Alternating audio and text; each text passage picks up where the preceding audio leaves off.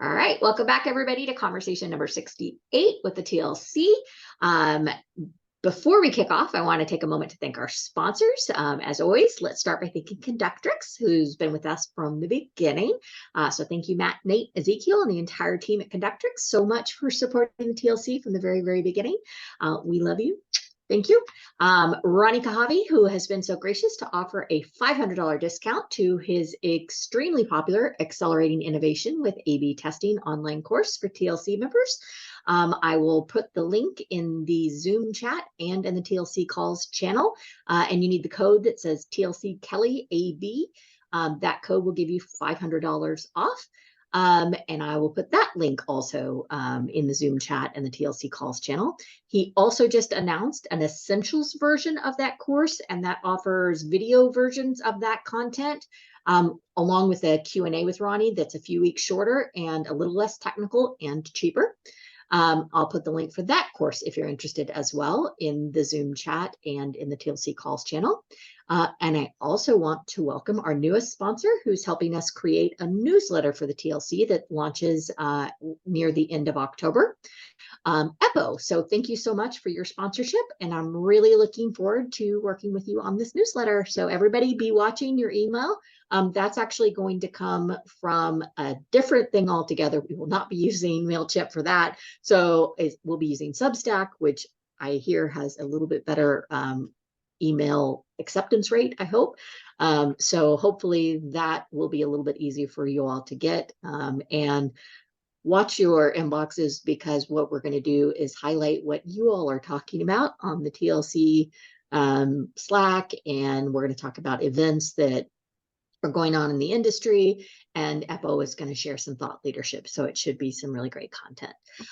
With that, let me introduce Geddy. So Geddy is the owner of Ion Moon. She's had a career as a textile artist, which is super cool. And now she has over 24 years in experience in international online marketing and digital analytics. And she specializes in translating analysis and insights of human behavior in different national cultural settings. She supports internationally operating businesses and larger organizations worldwide. She's a guest teacher at Saxon University and is a frequent speaker at industry conferences. So welcome, Geddy. Let me pass the screen share to you, and I'll let you take it away. Okay, then I will take my PowerPoint. And if it's all right, you can see my PowerPoint at this moment. Great. Great to speak here, and thank you for your interest in this topic, because it's a topic I really, really like. We're going cross-border, and as I live in Europe, we have a lot of borders, and I actually live on the border, on the German and Dutch border. So this is something which I grew up with cross-border cultural differences. And during the pandemic, I was talking with Jim in his cohort, and I had to do a presentation for this cohort, and I didn't have much time, so I talked about this. And then from there on, I have been going into this more deeply and more on a structural way. Thank you, Kelly, for your introduction. So then I won't introduce myself anymore, because you said everything, which is very nice. Thank you. I will talk a little bit about what is national culture clusters, how you can use them, and how you can use them in analytics. And let's start over here.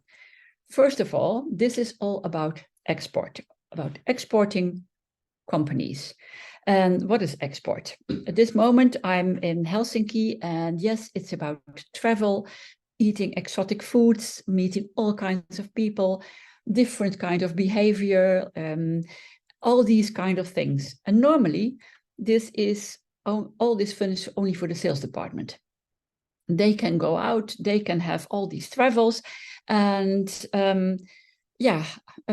an analyst, I wanted to have a bit of that as well. So what are you doing then as an analyst in this export thing?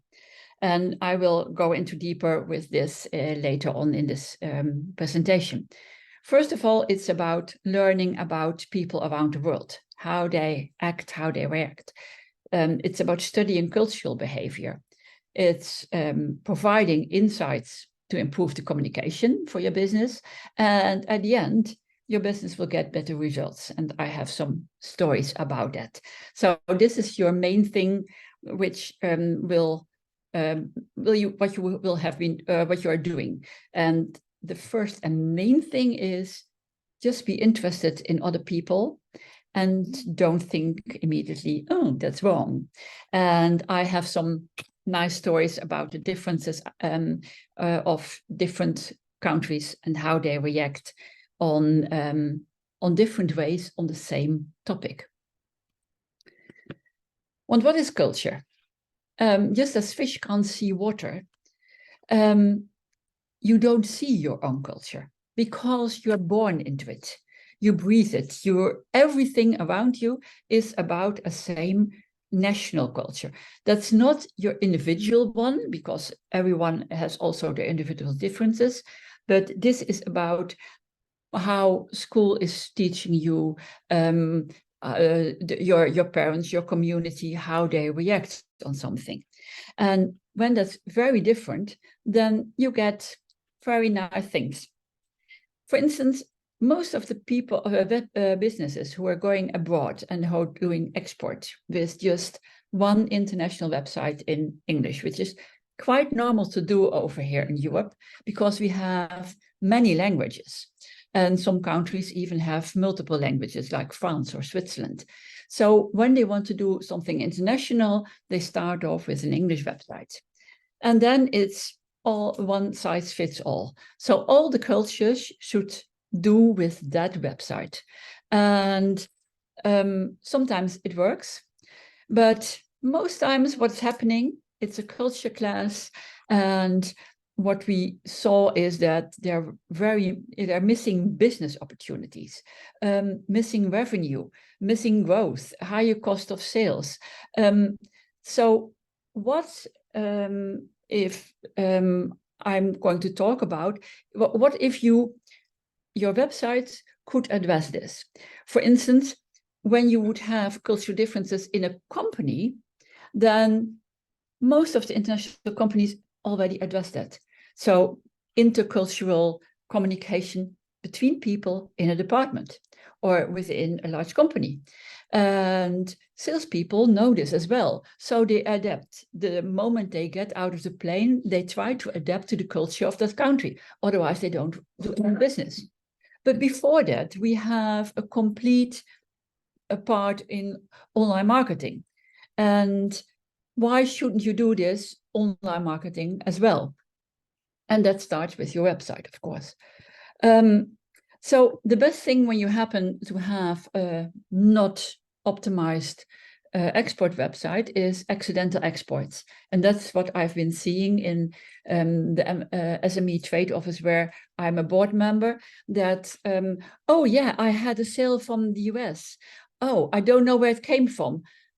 But that was because that company was searching for your product and you were the only one to deliver. But when you would have competitors, then it would be different. So why is this? Why is this important? And why is the context? Why should businesses export? And when you look at this, I have here the export of goods and services over 20 years. Then you see actually that the European Union is growing, partly because the EU has some more members, but also because they have a very sturdy export policy and all kinds of strategies, so businesses can benefit of it.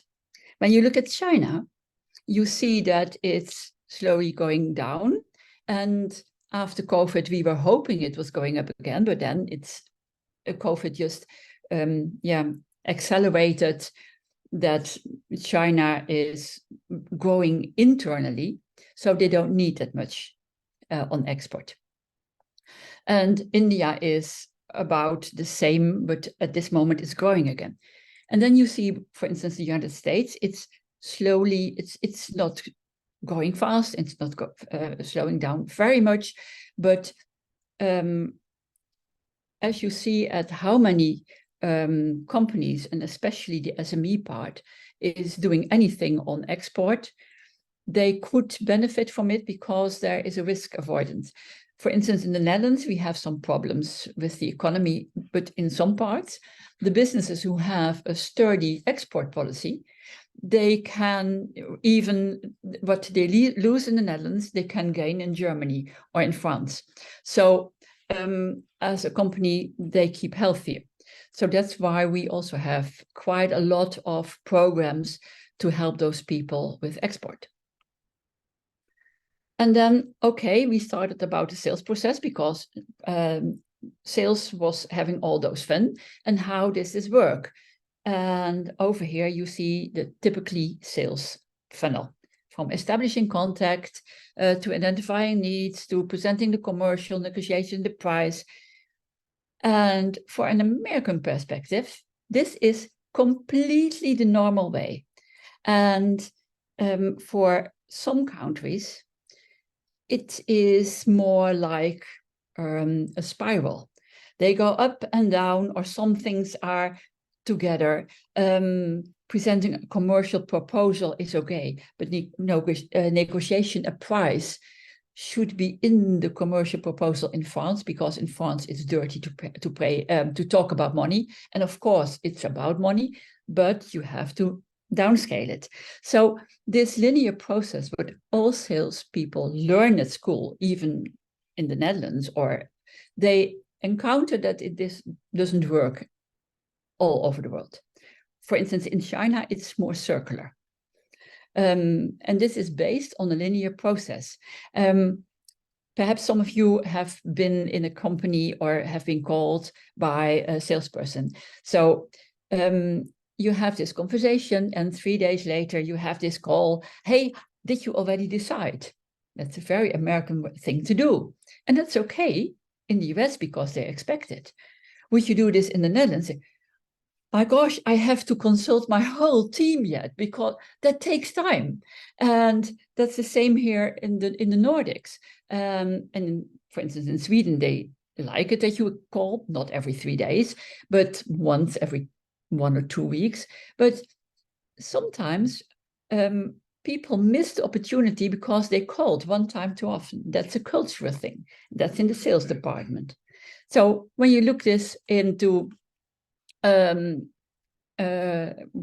part before this, the marketing department, so where is your website coming in, then the establishing contact and the establishing trust could be much more easier, and therefore the process of your sales funnel is also much easier. So how are we going to do this? Okay, where do you come in now? Did everyone heard about Hofstede? For those who didn't, Hofstede was working at IBM in the 60s, and he discovered the differences between different cultures, and he translated it in dimensions, and these are the dimensions of Hofstede. After him, there are some couples of more. Actually, I work with Hofstede, but also with Trompenaars and Hemmerich, and there are quite a lot of them. But when you don't know them, have a look at hofstedeinsights.com. Look at your own profile. It's always fun to have this mirror for you. Okay, oh, am I really reacting like this? Or am I a little bit more global oriented? And these culture dimensions, I will dive into them later. You can, in this website, you have this tool. So they compare these dimensions for different countries. Over here, I have had France, Germany, the Netherlands, and the United States. And as you see that, for instance, in France, the power distance, so the power of the CEO or the manager, is much and much larger than in the US, the Netherlands, and in Germany. The US is a much more individualistic way of approach. So your personal growth, your personal career is more important, for instance, than in Germany. And I like the masculinity part because it's not about male, female, although it's also a part of it, but it's about showing your power, showing your wealth. And then you see that Germany and the US are a little bit more likely. It's about having car. What type of car do you have? For instance, the Netherlands is very low on masculinity. So when I just started off in 2008 with my own company, I got a call from a German company and I drove there with my small Peugeot 207. And that was okay. And I got the job, but then I had to go again and again. And one day, the CEO saw me coming out of my Peugeot and he said, "Oh, is that your security car?" And, "No, that's mine." That was the last time I was there. I couldn't be an expert if I was driving a very small car. After that, I just hired a BMW or an Audi when I had such kind of things. So, but, and actually it was stupid because I knew this up front, but I never accounted it. I never believed it, although I live on this German border.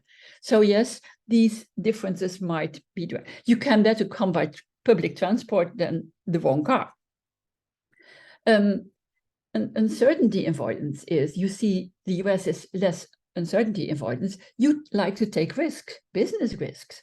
As in France, should we do it? Should we not? So that is much more difficult for those people to step up to a newer level. And one of the most important things in B2B is long-term orientation. And you see that sometimes I speak to United States businesses and they say, "Oh, we are long-term. Yes, we have a 1 or 3 year policy or strategy. But long-term in China is 30 years or 50 years. And in Germany, it is also beyond your lifetime. Okay, it should be beneficial. So all these things have a kind of effect on how you do business and how people are going to trust you. So when you would say in an American website, "Oh, and be quick and now," the French wouldn't probably click. So you have to rephrase that a little bit. And that is one of the things you learn and you have to test. If this market is important for you, you adapt a little bit more to the French market, of course. Be aware that this is not about individual people. As I'm in the EU, it is much harder to do this about individual people because of the GDPR. But you can't, especially for B2B, you don't adjust your website for a personal, for one salesperson or for one CEO. So it's more about single countries to compare, and it's a tool just to make it more easier. So then the next thing we have to do is to know our bias, because we're all biased. And we can't be unbiased, that's completely impossible, but we can be aware of our bias. So what are you going to do? You can go to Hofstede, you can go to Trompenaars, and they have those apps. You can download them for free on your phone, and you can figure out these things I just said about the countries. But when you want to have your own culture compass, you have to pay $10 or $20. But then you have this huge list of questions, and then you have your own company, your own personal idea. So this is the Netherlands, and this is the United States. So when you have here, this is my profile, then you would see that I have a little bit adapted already towards the international part. For instance, my masculinity is more in the middle and not as low as you would expect for a Dutch person. And the individuality is the same. I have less in the Dutch part and a little bit more in the middle. When you look at risk-taking, I'm a little bit more to the American instead of the Dutch. So when you know this, then you know how to read the data. Because when you know, oh, I am low on risk-taking, then you will see that the other countries like France and etc., then you have to readdress your vision and how to analyze this data, because you are not risk-taking. So you have to think from their point of view when you look at this analytics data. So you be aware of how you think. This is just a tool. It's not 100%, but you can have another way of looking at this data. So the easy start is, because every country has one their own culture. The salespeople like Koene and Jacobs made clusters of it. So you have 7 clusters from competitor, that's the US, UK, Australia, connected, the Nordics and the Netherlands, diplomats, France, Poland, Romania, organizer, clockwork like Germany, Switzerland, marathonians, that's more China and India, reciprocators is about parts of South America and, for instance, Africa, some of the European countries. And the craftsman is a group of only one, that is the Japanese, which actually is the perfection of all the 6 other ones. And when you have as a world view, then you would see that these clusters are unevenly across the world. And yes, there are differences between India and China. And within China, there are great differences between the different parts of the country. But this is just a tool to get your sites more addressing to them, because it's impossible for doing this for 270 countries. So it's just to make it easier. When you have done this part and you are really working with this, then you can adjust your dimensions and twist and tweak for a certain country more, as it is a target, one of your top 10 countries or something like that. So when you look at Europe, Europe has the most of them. And I have this case. This is a Dutch manufacturing company in the food industry. They making very, very large chocolate machines. Approximately 90% of the revenue is from export. And they have clients in all countries and in all continents. So they had this website, which was just one size fits all. And they have also a sales team which is limited in resources. They had about 5 people traveling around the world. That's not that much. And the process from the first meeting to actually a sale is 6 to 12 months, because of all the measurements and all the custom-made things they had to do. And they work with worldwide agents. So what they did is we made these clusters. We use the clusters in the analytics tool. And if you want, you can drop me an email and I will send you the complete list. And what you see is that when you go to the negotiation style part, then you see that they are much quicker. They are very short time on the website, the shortest. Request a goal of a quote, much more easier in comparison in percentage than you would think of for a contact you. It's easy. But when you look at, for instance, the negotiation style reciprocator, which is the group is as large as the competitor style, you see much more contact thank you page. And when we would look at what they saw before that page, this was always, at 90%, one of the worldwide agent pages, which was exceptional because the competitor part, less than 10% would look at the worldwide agents. And about 90% of the people from the reciprocators and the Marathonians would look at it. And these are countries which are very important for them, and very important for their revenue. And then normally we are very logically thinking, you would say, okay, keep away of the worldwide agent pages, you need them. But yes, sometimes a new CEO comes in and he said, no, we are Dutch, everything goes through headquarters. And what they did is they got rid of the worldwide agent pages, and all the leads, quality leads, dropped down with 76% within 1 month. They restored a few, but they've wanted headquarters to be more important than the agents, and yes, so it still hasn't been repaired completely. But sometimes, yes, ego wins from logic, unfortunately.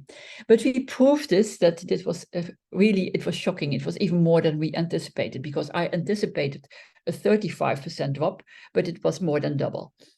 So we applied it, of course, also with, you can see it here. This is the drop of the percentage down. And before you think, what kind of data is this? This is from Pivik Pro. Because in Pivik Pro, it looks a little bit similar like the old universal analytics from Google. And some of the clients like it because you can have your segments here and you can compare your segments very easy. So when you look at what is new about this, as the French say, actually nothing, because this is all human behavior, which has always been there. And so what are we going to do? You have to translate these cultural dimensions into analytics dimensions. And what are the main parts you have to figure out is the trust signals. And they're always built on content and behavior. And that may differ per website, by sector, and by company. Although there is one culture cluster. For instance, when you look at the space tech industry, it's much more equalized than you would have food industry or agricultural products or machineries or transport. These are all more differentiated than when you talk about high-tech or quantum computing or whatever, because these people are more grown more together. But even then, because I have one of my clients, which is coming up later, is into this high-tech. And even then, we changed the things for the Germans, we changed the things for the French people, and the conversions went up. So when you look at these dimensions, you have to look at where are doubts, where are delays, warranties and support, personal contacts. People who are very uncertainty avoidant wants to have personal contact. And then you can say, oh, you can have this form in the website, then you will lose them. So you have to make sure that they can get a personal contact.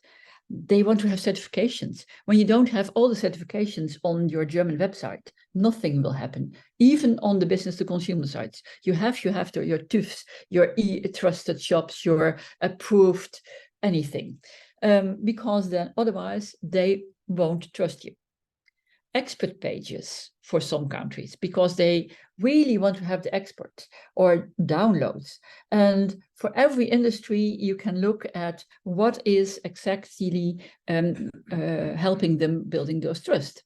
And when you look at it, when you want to make it something easier, talk to the sales department. They know this because they're working with this. And you would probably need to help them, because for them it's normal, but you can ask them questions. Okay, when do you think that a person you are talking to are not trusting you? And then you can translate this on actions on your website.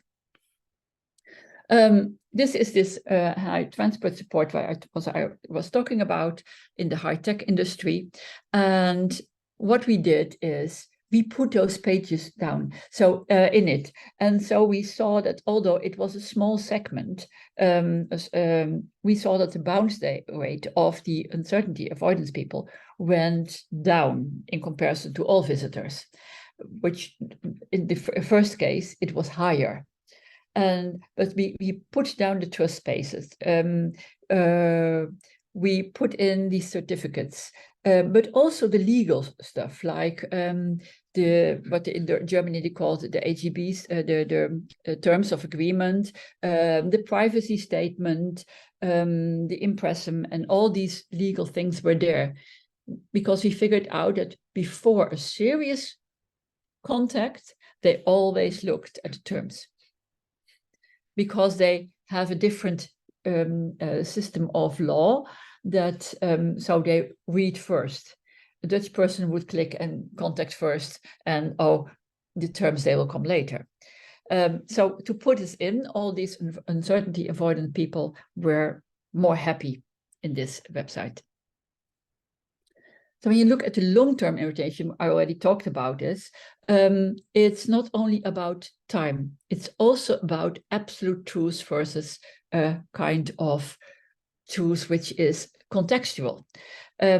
Everything might be true in a different context, and something might be not true in one context, but true in another one. And as the context might change, then you say, okay, these people, you can't trust them, because they changed something around the flow. And that's, for us Western people who are very linear thinking, difficult to understand. But for a Chinese person, where everything is contexted with each other, the business is in context with the society, with nature, with even with the ancestors, and with the people who have to come in 2 generations. So that is much more holistic and prepare much more for the future. One of the main issues for those people also is sustainability. So when you put pages in about sustainability about your website, and yes, the Western world is also busy with sustainability, but from another point of view at this moment. But you can be long-term oriented, that it means that you have to address that a little bit different in your wording. That's the same as collectivism and individualism. It's about I and about the group, the we. But when you would say in a website for a Japanese, and you would say for an engineer, this is enhancing your personal growth. Oh, you're so offending him. It is the biggest insult you can give them, because he's not there for the I. He is within the group.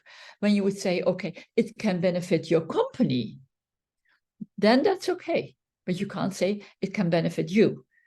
So when you have important clients there, make sure you have a path in your website where it's also about the group, because they understand it is an international website. And then it's a little bit a side way, but a couple of years ago, you had Eisenberg with these 4 quadrants. And they made sites based on those 4 quadrants, where people of different emotional types could go on different paths to do that website. And actually, this is about something like that. You pick your biggest quadrants and your biggest dimensions from the countries where the business is actually getting business from, or wants business from, and then you entangle that in your website without immediately go the opposite way, because otherwise you would offend another one in another another culture. The power distance is important, but we heard about hierarchy, who is making the decisions, and it's also about explicit and implicit communication. Here in the Netherlands, I'm Dutch, and we are straight. You see what you get what you see, and we are blunt. We are completely say And you can't do this everywhere. So sometimes you have to go a little bit beating about the bush and say, okay, should you, would it be an idea, in the Netherlands, we wouldn't say that. You say, okay, just do it, and then we go for it. And some people say it's because we are below sea level. When the dikes will break, we don't have time for that. So I don't know if it's true, but it's about directness and respect, and also about showing your success. I'm the best, I'm the winner. I have now expert on my website. It's because Jim Stern asked me to it. I still feel very uncomfortable because in the Netherlands, you can't say I'm an expert because we're very low in power distance. So, okay, who am I that I'm going to say this? And in the US, it's quite normal to do this. So that's all these kind of things you can help there. It's the same with masculinity, femininity. It's about harmonizing. It's about images and superlatives. It's about tough and tender. It's about more harmony versus more aggressive assertiveness, etc. So it's also, again, about language. So you can test with it which kind of language is best for your website. Can you downscale it a little bit from the American point of view? Because that's actually at this moment the world standard. And can you upgrade a little bit more femininity? Where is the balance for your company? And then, yes, there is a role of AI in it, and I love it. It means that there are so many things to discover, but be aware of the bias of the software, because most of it are made by young male men. And in the Netherlands, we have had a very big accident bias. It's now for a couple of time, it is the biggest crisis because people were called that they were fraud and by the tax authority just based on framing of cultural nationality framing. So that might be happen more with AI. So be aware of it. But it's much easier to detect these patterns and to say, okay, we have to adjust here or not. So it's a balancing act.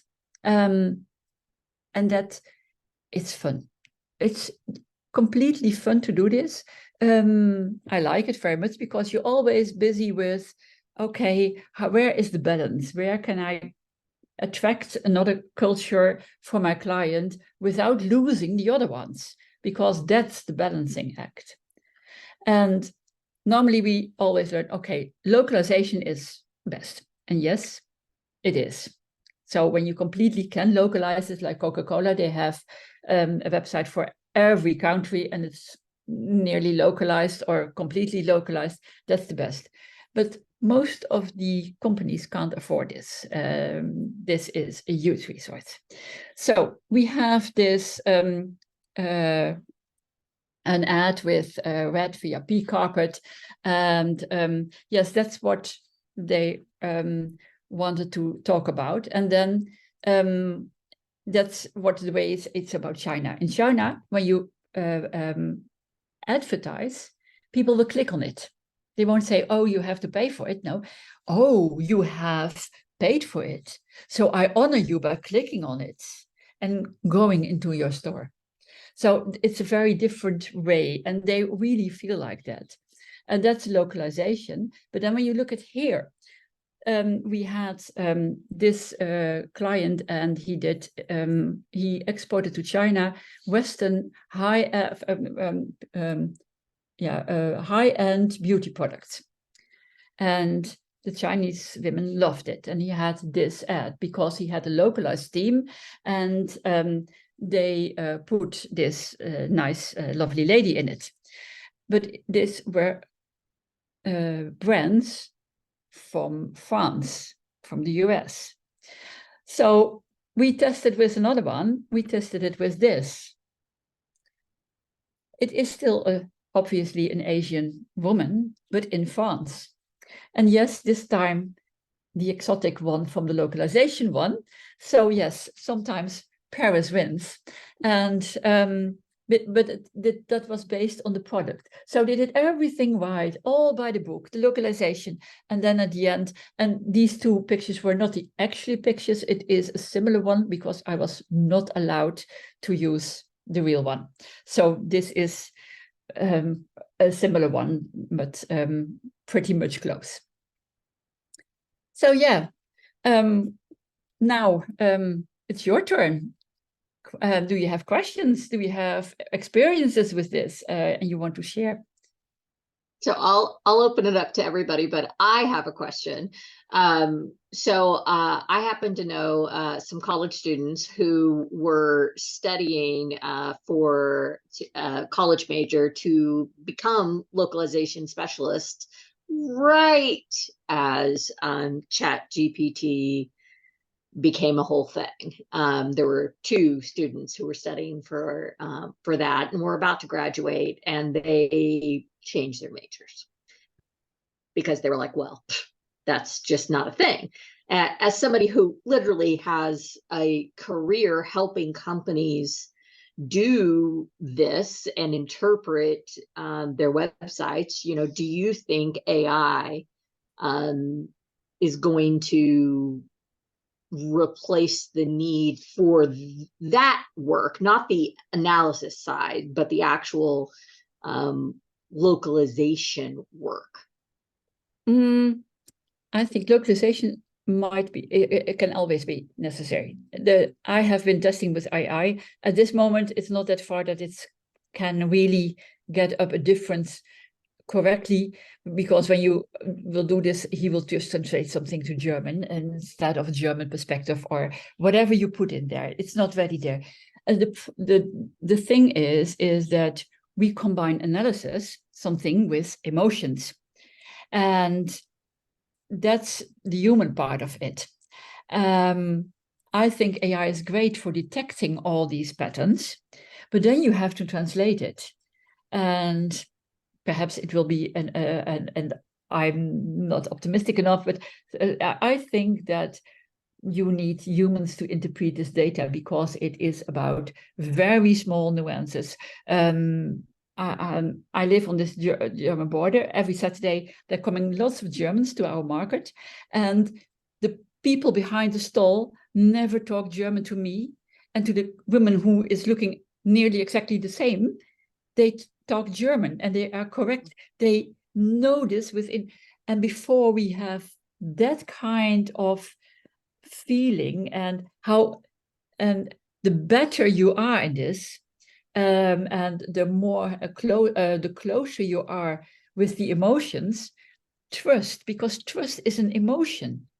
And as soon as someone thinks, oh, this is fake, they won't trust you. Or this is a robot, this is a computer. Then, and because it's not, the goal is not optimizing the website. The goal is, at the end, more revenue. And somewhere in the B2B branch, there will be salespeople going in. And when you put in this on your website first, I have a client, he said, oh, I'm glad, because now most of the time it takes 3 visits less before we got a deal. When you have to go fly from the Netherlands to Brazil and you have to do this 3 times, that's 3 weeks flying cost. So it is a great cost reduction. So the goal here is not the sale on the website. The goal is a long-term relationship, because most of the times the products are pretty complex. I haven't done this yet with a B2C site because, first of all, most of my clients are B2B who are exporting, but perhaps in the near future. And then perhaps you could be working more with AI. I can't say that at this moment. Interesting. The other thing, when you were talking about the tools that allow you to analyze or see the analysis at the different country level, and then you could analyze yourself for a small fee. Do you think that that would be a good thing for folks to do that want to potentially travel or even relocate? Oh, yes, certainly. Because actually the tool is for people who are going to be an expert somewhere, or a company who is hiring expert.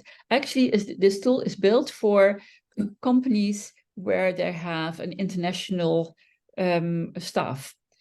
And I'm not doing the trainings of staff with interperson communication, but I work together with someone. It reminded me of the Globe Smart training, communications training that I've participated in and deliver myself. So yeah, it's fascinating. Yeah, and it's still needed in so many companies. It's still needed, and miscommunication can cost you quite a lot. Oh yeah, absolutely. Would you be willing to post links to both your either a PDF or a link to your deck and a link to the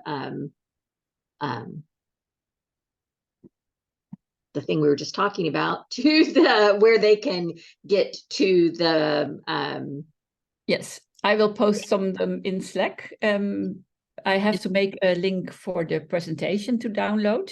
That's okay, but sorry, I can do this only on Monday because I'm traveling from You don't understand that. That is not a problem. We can all Okay. wait. No worries. Okay. Not a I will problem. do. Yes, Justin gave a thumbs up. All right.